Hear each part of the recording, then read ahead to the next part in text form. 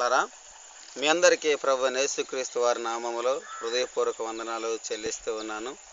ఈ యొక్క సమయంలో దేవుని మాటలు కొద్దిసేపు విందాం ప్రియులారా. ఎందుకంటే ఈ రోజుల్లోని ప్రభు యేసుక్రీస్తు వారిని సొంత రక్షకుడుగా అంగీకరించి యేసు ప్రభువే నా దేవుడని చెప్పుకొని, కానీ చాలా శ్రమలు, సమస్యలు, బాధలు వచ్చినప్పుడు కుమిలిపోతూ కృంగిపోతూ, మరి నేను నమ్మింది గొప్ప దేవుడే కదా, గొప్ప శక్తి ఉన్న దేవుడే కదా, నిజమైన దేవుడే కదా, ఆ దేవుడిని నేను నమ్మి ఉన్నాను కదా, నాకెందుకు ఈ బాధలు, నాకెందుకు ఈ కష్టాలు అన్న రీతిగా చాలామంది నలిగిపోతూ ఉన్నారు ప్రియ దేవుని బిడ్డలారా. కాబట్టి ఈ సమయంలో కొన్ని మాటలు మనం ధ్యానం చేద్దాము. దేవుడు ఒక చక్కని మాట అన్నాడు ప్రియులారా. ఒక మనిషి ఒక ఆభరణాన్ని ధరించాలని ఆశపడతాడు. ఈ ఆభరణం ఎక్కడ నుండి వస్తుందో తెలుసండి? ఈ ఆభరణం భూమి లోపల నుండి తవ్వుతారు. భూమి లోపల నుండి ఆ గని తవ్వి అందులో ఉన్న లోహాన్ని కరిగించి ముద్దగా చేసి దాన్ని మరలా అగ్నిలో కాల్చి ఒక ఆకారంలో తీసుకొచ్చి, ఆ ఆకారంలో తీసుకొచ్చిన తర్వాత ఆ రూపం వచ్చినప్పుడు అప్పుడు ఆ ఆభరణాన్ని ధరిస్తాడు. ఆ ఆభరణానికి ఎప్పుడైతే రూపం వచ్చిందో అప్పుడే ఆ ఆభరణానికి చాలా విలువ, చాలా గౌరవం ప్రియ దేవుని బిడ్డలారా. ఆఖరికి ఆ ఆభరణానికి ఎంతవరకు ప్రాధాన్యత ఇస్తారంటే వారి ప్రాణాలకు సైతం లెక్క చేయకుండా ఆ యొక్క ఆభరణానికి ప్రాధాన్యతనిస్తారండి. నా ప్రాణం పోయినా పర్వాలేదు, ఈ బంగారం మట్టుకు పోకూడదు, నా ప్రాణం పోయినా పర్వాలేదు, ఈ ఆభరణం పోకూడదు అనేటంత పట్టుదలగా ఉంటున్నారు ప్రియులారా. అంటే ఆభరణానికి అంత విలువ వచ్చింది. ఆ ఆభరణానికి అంత విలువ రావడానికి గల కారణం ఏంటంటే ప్రియ దేవుని బిడ్డలారా, ఆభరణం ఆభరణంగా మారక ముందు మట్టి లోపల కూరుకుపోయి కనబడలేని పరిస్థితిలో ఉన్నది. తవ్వబడ్డది, తీయబడ్డది, వేరు చేయబడ్డది, కాల్చబడ్డది, సుత్తి దెబ్బలు తిన్న తర్వాత ఒక రూపు వచ్చింది. ఆ రూపు వచ్చిన తర్వాతే ఆభరణానికి విలువ వచ్చింది ప్రియ దేవుని బిడ్డలారా. ప్రభు అయిన యేసుక్రీస్తులకు వచ్చిన చాలామంది మరి శ్రమలు వచ్చిన వెంటనే, శ్రమలు రాగానే, బాధలు రాగానే, నిందలు రాగానే, అవమానాలు రాగానే కృంగిపోతూ మరలా వెనక్కి వెళ్ళిపోతూ ఉన్నారు, దిగజారిపోతూ ఉన్నారు, లోకం వైపు వెళ్ళిపోతూ ఉన్నారు. ఆ దేవుణ్ణి నమ్మడం ఎందుకు బాబు, మేము లోకంలోనే ఉండిపోతామని చెప్పి వెనక్కి వెళ్ళిపోయే సభ్యులు కూడా చాలామంది ఉన్నారు ప్రియ దేవుని బిడ్డలారా. గమనించండి, మీరు యేసు ప్రభువులకు వచ్చిన తర్వాత మీరు శ్రమలు పడుతున్నట్టయితే, సమస్యలు పడుతున్నట్టయితే ఏంటి అర్థం తెలుసండి? మీరు దేవుని కృపలో ఉన్నారు, దేవుని చిత్తంలో ఉన్నారు, దేవుని స్వాధీనములో మీరు ఉన్నారు ప్రియ దేవుని బిడ్డలారా. కాబట్టి దేవుడు మిమ్మల్ని ఒక అమూల్యమైన ఒక ఆభరణంలో తయారు చేయాలని, అమూల్యమైన వస్తువులుగా మిమ్మల్ని తయారు చేయాలని దేవుడు ఇలాంటి శ్రమలు, సమస్యలకి, బాధలకి పర్మిషన్ ఇస్తాడు ప్రియ దేవుని బిడ్డలారా, పర్మిషన్ ఇస్తాడు. కాబట్టి దేవుడు పర్మిషన్ ఇస్తేనే మన జీవితాలకు శ్రమ రావచ్చు, దేవుడు పర్మిషన్ ఇస్తేనే సమస్య రావచ్చు, బాధ వచ్చినా కష్టం వచ్చినా దేవుడు పర్మిషన్ ఇస్తేనే. ఎందుకు ఇస్తాడంటే మనం ఆ శ్రమల చేత, ఆ బాధల చేత, ఆ కరువు చేత, ఆ ఇబ్బందుల చేత మనం ఆత్మీయంగా బలపరచబడి పరిశుద్ధతలో రగులుతూ మనం ఒక అమూల్యమైన ఆభరణం వలె మారడానికే దేవుడు అట్టి శ్రమలకి పర్మిషన్ ఇస్తాడు. కాబట్టి నువ్వేదో శ్రమ పడుతున్నావంటే, బాధపడుతున్నావంటే దేవుడు నా చెయ్యి విడిచిపెట్టడేమో, అసలు దేవుడు నా ప్రార్థన ఆలకించటం లేదేమో, దేవుడు నన్ను పట్టించుకోవటం లేదని నువ్వు బాధపడద్దు ప్రియ దేవుని బిడ్డలారా, బాధపడద్దు. దేవుడు శ్రమల ద్వారా మనలో ఉన్న గొప్పతనాన్ని లోకాన్ని చెప్పి, మనలో ఉన్న భక్తిని లోకాన్ని చెప్పి, మనలో ఉన్న విశ్వాసాన్ని లోకాన్ని చెప్పి, మనల్ని గొప్ప చేసి మనల్ని ఆశీర్వదించాలన్నదే మన దేవుడి యొక్క కోరిక. కాబట్టి ప్రియ దేవుని బిడ్డలారా, నువ్వు శ్రమలు పడుతున్నావంటేనే నువ్వు దేవుని చిత్తంలో ఉన్నావు. హెబ్రీయులు రాసిన పత్రికలో 12వ అధ్యాయంలో 7-8 వచనాల్లో చాలా మంచి మాట ఉంటుంది. ఏంటి తెలుసండి? కుమారులు అనబడిన వారు శిక్షాఫలం పొందుచున్నారు, లేని ఎడల నీవు దుర్బీజుడివే అని ఉంటుంది ప్రియులారా. ఎవరినైతే దేవుడు కుమారులుగా స్వీకరించి నా వారసుడు అని దేవుడు ఎవరినైతే ప్రకటించాడో వారట శ్రమలు అనుభవిస్తారటండి. ఒకవేళ అలాంటి శ్రమలు అనుభవించలేని వారు దుర్బీజులు, అంటే దుష్టుడి యొక్క బీజము అని అర్థం ప్రియ దేవుని బిడ్డలారా. గమనించండి, దేవుడు ఏం చేస్తానంటే మనల్ని ఆయన రాజ్యంలో ఆయనతో పాటుగా వారసులుగా మనల్ని చేస్తున్నాడు. ఆయన రాజ్యంలో మనం ఆయనతో పాటుగా వారసులమే, ఆయన సంతానం, ఆయన పిల్లలు, మనం ఆయన పిల్లలం. కాబట్టి ఆయనతో వారసులమైన మనము అక్కడ పరలోకంలో వారసత్వం పొందుకోవడం మాత్రమే కాదు, కానీ భూమి మీద కూడా యేసు ప్రభు అనిపించిన శ్రమల్లో మనం వారసత్వం పొందుకోవాలండి. ఉదాహరణకు మీకు అర్థం కావాలని ఈ మాట చెప్తాను. మీరు ఎడం చేతితో రాస్తున్నారు అనుకోండి, మీరు ఎడం చేతి వాటంగా లేయండి, ఒకవేళ మీరు రాసే ఏదైనా సరే ఎడం చేత్తో కనుక రాసినట్టయితే, ఒకవేళ మీకు పుట్టిన పిల్లలు కూడా ఎడం చేత్తో రాస్తున్నట్టయితే చూసిన వారు ఏమంటారండి? అచ్చం తండ్రి పోలికే వచ్చింది.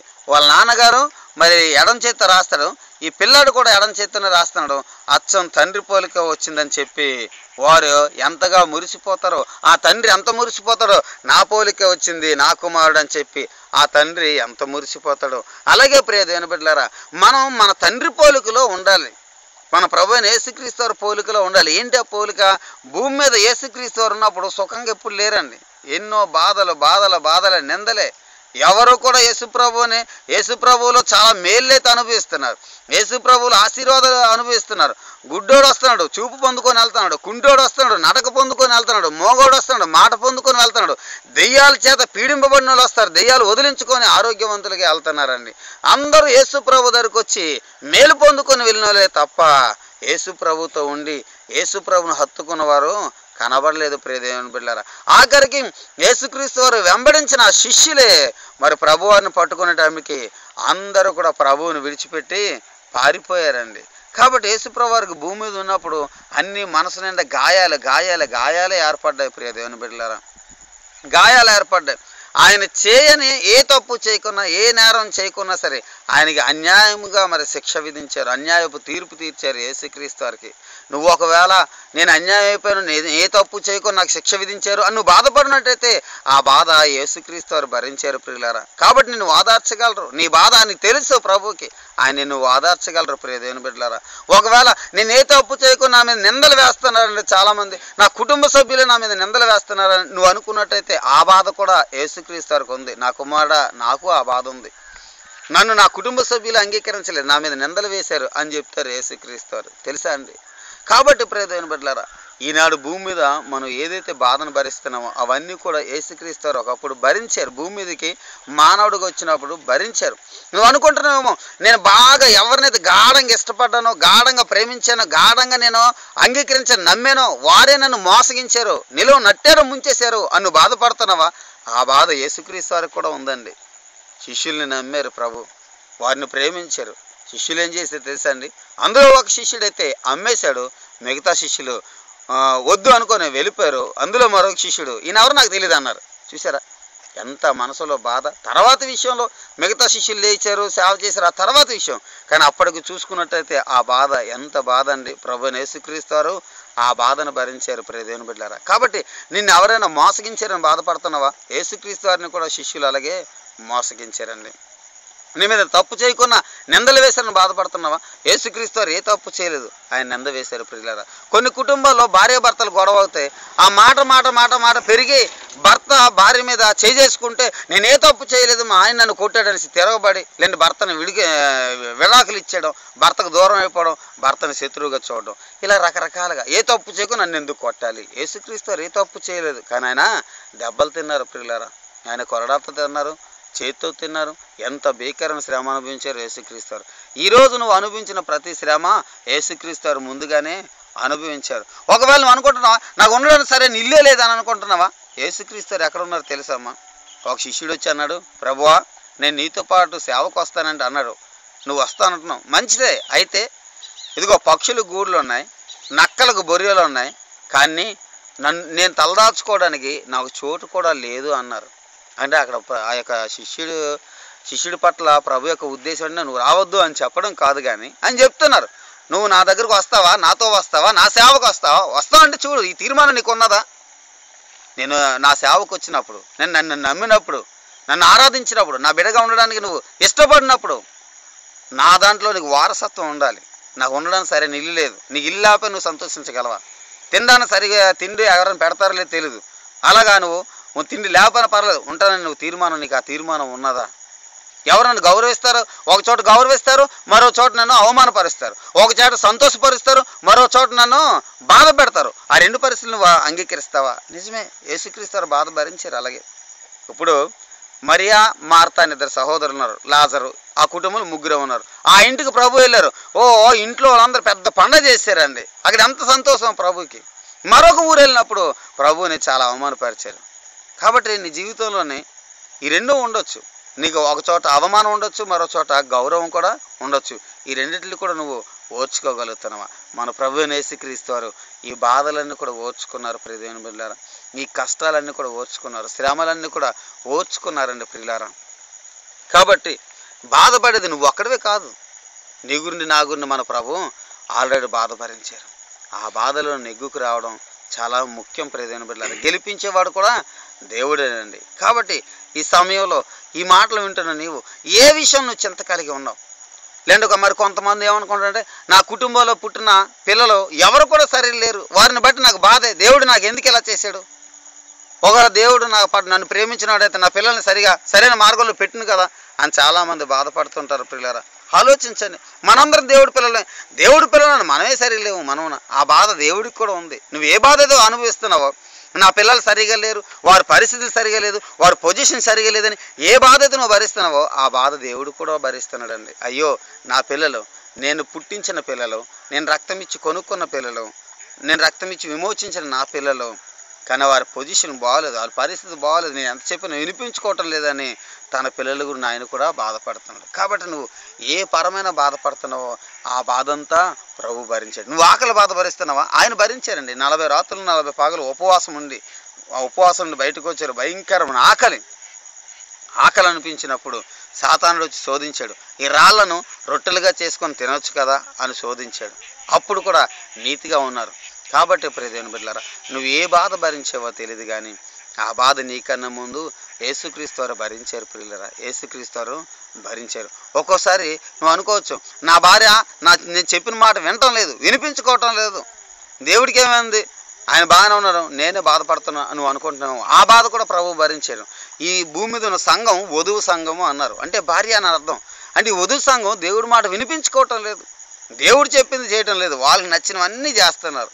ఆ విషయంలో దేవుడు ఎంత బాధపడి ఉంటాడు. కాబట్టి ప్రియమైన బిడ్డలారా, ఈ బాధ అనుభవిస్తున్న నీవు ఓర్చుకొని ప్రభు కోసం నిలిచి ఉండండి. యేసుక్రీస్తు వారు కూడా బాధలన్నీ కూడా ఓర్చుకొని నిలిచి ఉండి మనందరి కోసం ప్రాణం అర్పించారు. ఎందుకంటే మనలందరినీ ఆయన రాజ్యాన్ని తీసుకెళ్ళాలని, తండ్రికి అప్పగించాలని, మనలందరినీ కూడా రక్షించాలని యేసయ్య ఆయన ప్రాణాన్ని ఇచ్చారు ప్రియమైన బిడ్డలారా. కాబట్టి ఇప్పుడు యేసుక్రీస్తు వారు మనందరిలోనూ అమూల్యమైన వాడయ్యాడు. లోకం అందరికన్నా అమూల్యమైన వాడయ్యాడు. అన్ని నామాల కన్నా పైనామము యేసు నామం ప్రియమైన బిడ్డలారా. యేసుని నా దేవుడు అని ఒప్పుకోలేని వ్యక్తులు కూడా యేసుప్రభు గొప్ప దేవుడు అని చెప్తున్నారు, తెలుసా అండి? కాబట్టి ప్రియులారా, యేసుప్రభు ఎంత గొప్పవాడయ్యారు చూసారా, ఆయన నామం ఎంత గొప్పగా హెచ్చింపడ్డదో చూసారా. మీరు కూడా అలాగా గొప్పగా హెచ్చింపబడ్డానికే ఈ బాధలు, ఈ శ్రమలు, ఈ నిందలు. నీకు ఒక చోట సంతోషం వస్తే మరో చోట బాధ కలుగుతుంది, ఒక చోట నీకు బాధ కలిగితే మరో చోట సంతోషం, ఒక చోట నీకు నష్టమైతే మరో చోట లాభం, ఒక చోట నీకు నిందలైతే మరో చోట నీకు మేలులు, ఆశీర్వాదాలు, పొగడతలు, ఘనతలు వస్తాయి. కాబట్టి ఈ సమయంలో ఎలాంటి పరిస్థితి అయినా ప్రభువైన యేసుక్రీస్తు వైపు విశ్వాసం ఉంచి నిదానించి విశ్వాసంలో ముందు కొనసాగినట్టయితే నువ్వు బాధపడే ప్రతి పరిస్థితిని ఆ యేసయ్య మార్చి నీ బాధలకు బదులుగా రెట్టింపు ఆనందాన్ని, సంతోషాన్ని ఇచ్చి నిన్ను సంతృప్తి పరుస్తాడు. కాబట్టి ఆ దేవదేవుని హత్తుకొని దేవదేవుని ప్రేమించి ఆ దేవుడి ప్రేమలో ముందు కొనసాగండి ప్రియమైన బిడ్డలారా. గొప్ప గొప్ప భక్తులు ఉన్నారు, వారంతా ఎన్నో బాధలు భరించి యేసయ్య కొరకు సాక్షిగా నిలిచారు. కాబట్టి దేవుని బిడ్డలారా, వారి సాక్షి ఎంత గొప్పదైంది. యోబు గురిని మనం ఎన్నిసార్లు చెప్పుకున్నాం చెప్పండి? యోబు గురిని ఎన్నిసార్లు చెప్పుకున్నామండి? యోబు గురిని ఈనాడు ఇంత గొప్పగా చెప్పుకున్నాం, కానీ ఆనాడు యోబు ఆ బాధల్లో ఎంత నలిగిపోయి ఉంటాడో ఒకసారి ఆలోచించండి దేవుని బిడ్డలారా. ఆనాడు ఆ యోబు అంతగా నలిగిపోయాడు కాబట్టి ఈనాడు మనం ఎంతగా చెప్పుకుంటున్నాం. కాబట్టి ఈనాడు నువ్వు పడుతున్న ప్రతి శ్రమకి, బాధ వెనకతల దేవుడి ఒక గొప్ప ప్రణాళిక ఉంది. నిన్ను అమూల్యమైన ఒక పాత్రగా చేయాలని, అమూల్యమైన ఒక వస్తువుగా చేయాలని, అమూల్యమైన ఒక గొప్ప వ్యక్తిగా చేయాలనేది దేవుడు ఆశపడుతున్నాడు. కాబట్టి శ్రమల్లో కృంగిపోవద్దు, బాధల్లో నలిగిపోవద్దు. దేవుని వైపే చూసి దేవుని దీవెనలు మేలు పొందుకొని స్థిరం కలిగి విశ్వాసంలో ముందు కొనసాగాల్సిందిగా ప్రభు పేరటి మాటల్లో ప్రకటిస్తూ, ఈ మాటల ప్రకారం నీ జీవితంలో విశ్వాసం అభివృద్ధి అయి నీ ప్రతి కార్యం కూడా దేవుడే సఫలం చేయునుగాక అని ప్రకటిస్తూ ఈ మాటలు ముగిస్తున్నాను. దేవుడు నిన్ను ఆశీర్వదించునుగాక. ఆమేన్.